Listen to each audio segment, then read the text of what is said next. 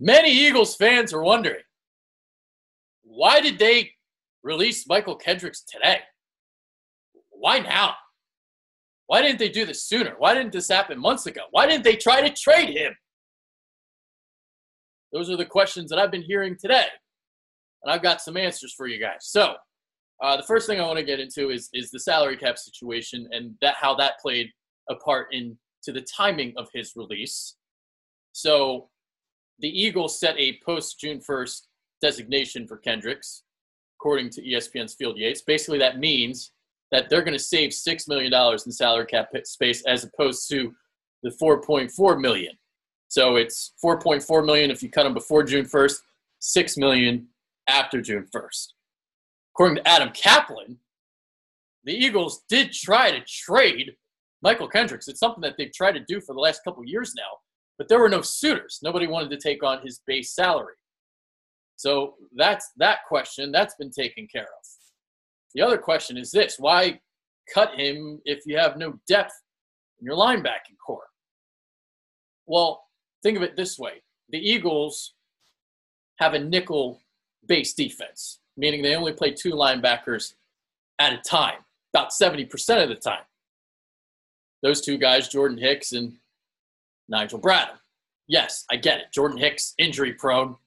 Yeah, that's true. Those are facts. But this also tells me that they think very, very highly of Corey Nelson. And I talked about him a little bit in the video I did earlier. So kind of like in that Nigel Bradham mold, comes in here, very kind of under the radar. Nobody really knows who he is, what he might bring to the table. So they're hoping to hit one out of the park with Nelson. The other thing, too, to keep in mind, Kendricks' skill set really doesn't fit the scheme. Kendricks had such a great start to his year last year because Jim Schwartz knew exactly what he was doing. He knew exactly how to utilize Kendricks and those strengths. You see, Schwartz, he doesn't like to blitz his linebackers a lot. He barely does it at all. But Mychal Kendricks, that's where he's at his best, blitzing through the A-gap, using that speed, using that timing, using that quickness.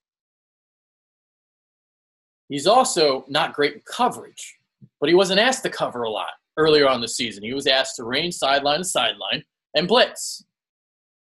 And when Jordan Hicks went down and when he was injured, well, that coverage ability became a huge liability in the Eagles' defense as tight ends began to tear that Eagles' defense apart. So you look at the coverage of a Corey Nelson, it's better than Mychal Kendricks. And I'm going to do a film study on Corey Nelson at some point, maybe within the next week or two when I have time. But I'm going to get into that a little bit. So there's reasons why they made this happen. It's not like something that we should be pissed about. We shouldn't be overreacting to this. I don't think we should. And Howie and the organization, they've earned my trust. I mean, they just won a goddamn Super Bowl. So there's that too.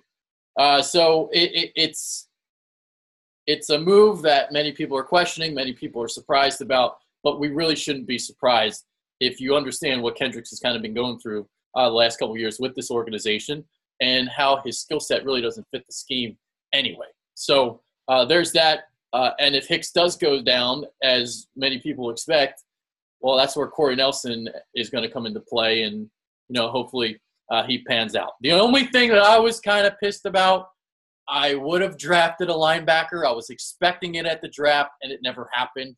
So there's that. But that's really the only thing here. So that's the video, just a follow-up video on the one I did earlier on Mychal Kendricks. Take care.